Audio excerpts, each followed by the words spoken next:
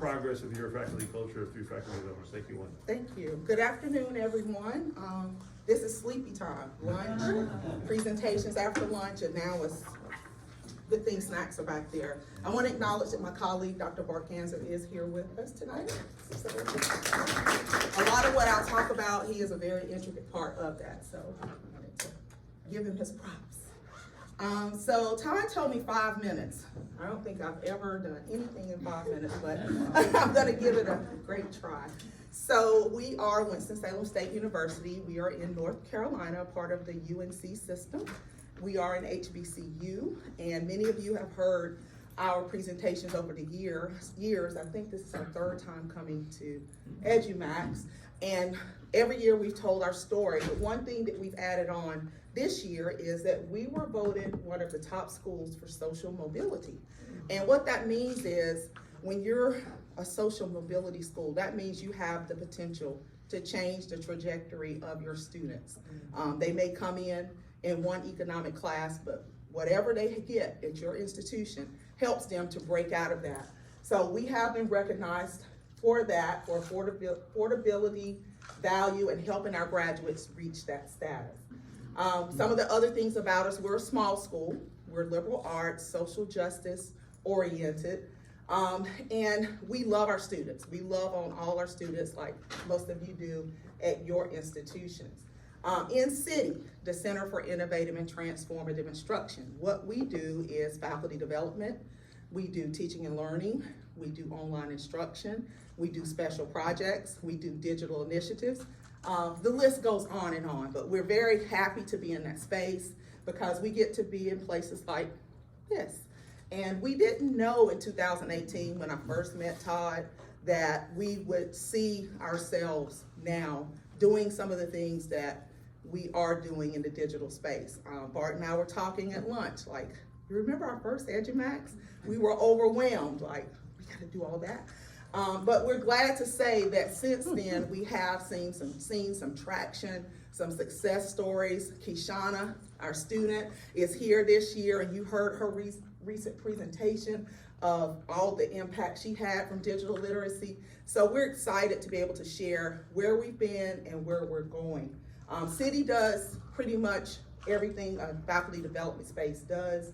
High impact practice, experiential learning, communities of practice through FLCs or faculty learning communities. And we do probably the most the last couple years with digital innovation and getting our faculty to embrace digital literacy, helping to make our students digitally fluent, and most importantly, being a creative campus, pushing those Adobe tools to our faculty and students and staff now. Adobe has been probably the best partner any university could ask for.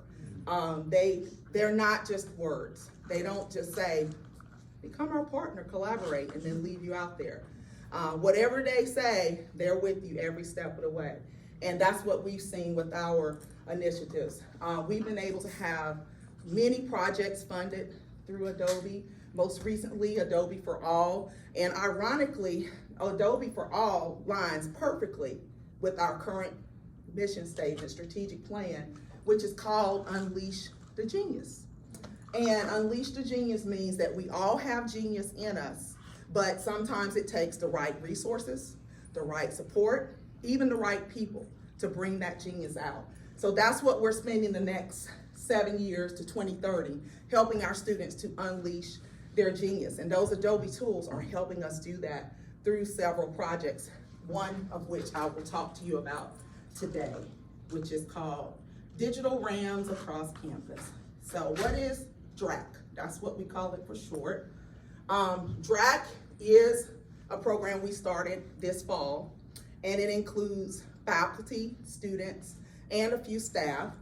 It will grow in spring, but we are calling fall a pilot just so we could work out the kinks a little bit, but it seems to be going really smooth. What DRAC faculty and students are doing is learning digital tools. They're being immersed in using the Adobe Creative Cloud Suite. They have 3 levels. Level 1, faculty can choose Adobe Express or Adobe Rush. Level 2 is Audition and InDesign. And then level 3 is Premiere Pro and XD. Now, I will say we only have 2 faculty who are doing level 3, but that's progress. And Bart, one gives you the compliment that you pushed her to doing level 3, so thank you. But most of our faculty are doing level 1. We have several doing level 2. And what they do is they take those tools and they immerse their students in using those tools with various assignments that relate to their content areas. That's the faculty challenge. The student challenge is to use those tools. And we don't just want them to use them in the class. We want them to use them for assignments, of course, doing any projects outside of the class that they're in with DRAC, but also co-curricular. So if they're in SGA, we want them to create their SGA information using Adobe tools. If they are on Royal Court, use that. If they're on the homecoming committee, use the tools for that. So it is a way to kind of throw the tools out there, but in a strategic way so that we can track the use and also see the impact as far as engagement and attendance. Those are the 2 parameters we're measuring. For the faculty, their role is to model using those tools for our students. So we're asking them, instead of a PowerPoint, use an Express page, use a digital syllabus like Dr. Thompson talked about for her course. We're giving them different ways to embed these tools into the way that they teach their course. And then finally, each one of them have a deliverable. The faculty deliverable is to create a video blog of their journey from day 1 till the end of the semester. And then the student's job is to create whatever that assignment was or is that their faculty member has assigned. We will take several of the examples, the best examples from each course, and of course all the faculty will submit theirs. They have all the resources we hope right now. We are getting feedback from them on the things that they need as we launch into spring, but it is going really smooth. We have 23 faculty for fall and 529 students in DRAC, and they do a pre and a post survey. So we hope to get some good data that we can come back and share, or reach out to us and we can share that as we get that at the end of this semester. The way that we are assessing it, I kind of jumped ahead of myself. The pre and post, of course, that we give both faculty and students, and then we are doing the qualitative assessment with the faculty submitting a video blog.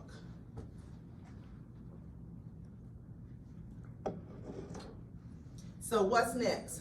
We were fortunate to receive a 3rd grant from Adobe Foundation, and what we proposed is called DRAC 2.0.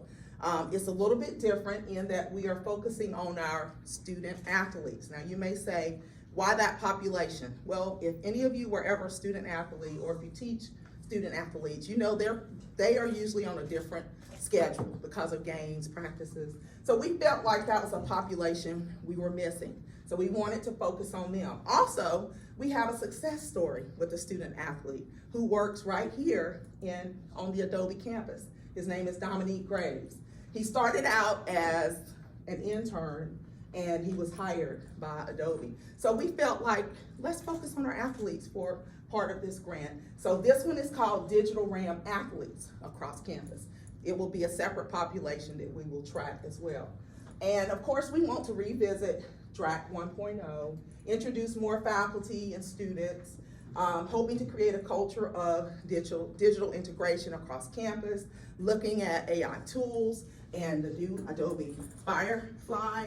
And that's also a part of, let me go back to here, some of the things that we're doing now. Our campus, like many, a lot of questions around AI. When we came back in the fall, our emails were full of, what are y'all doing about AI? How are you gonna stop it? Who do I contact? What's our policy? What are the guidelines? Yeah, you wouldn't believe. So we knew immediately we needed a policy. We have a task force on that. And we're also, bit by bit, putting AI workshops out there. One of the first ones that I did was a quick mini presentation of the DRAC faculty. When we meet with the DRAC faculty, we try to have some type of workshop for about 15 minutes, some tip or tool they can use. I used your example, Todd, with what we did for the tote bags. So I was able to get them at a comfortable level. There were a couple who still said, I'm not using that. But it's gonna be work to get us there. Every campus is different, but we are on that journey. City is excited about generative AI, so we're hoping that excitement will pass down to our faculty. And as I end, the same dread that they have about AI was in 2018, very similar to when we began our digital journey. Digital tools, Adobe Creative Campus, what do you mean? I don't have time to do that. Now those same faculty are embedding things into their course, they're excited, they're our Adobe champions. So we're hoping the same residual effect will happen with AI. And these are just a few pictures from our DRAC launch. We did the launch for students and faculty to get them excited about the project, and seems like everybody is excited. We're excited about the spring, and like I said, we will have more information on DRAC as we progress. If you want to know more, please reach out to me or Bart. We'll be glad to share our journey and talk to you about anything you'd like to see that we're doing happen at your campus. Yay.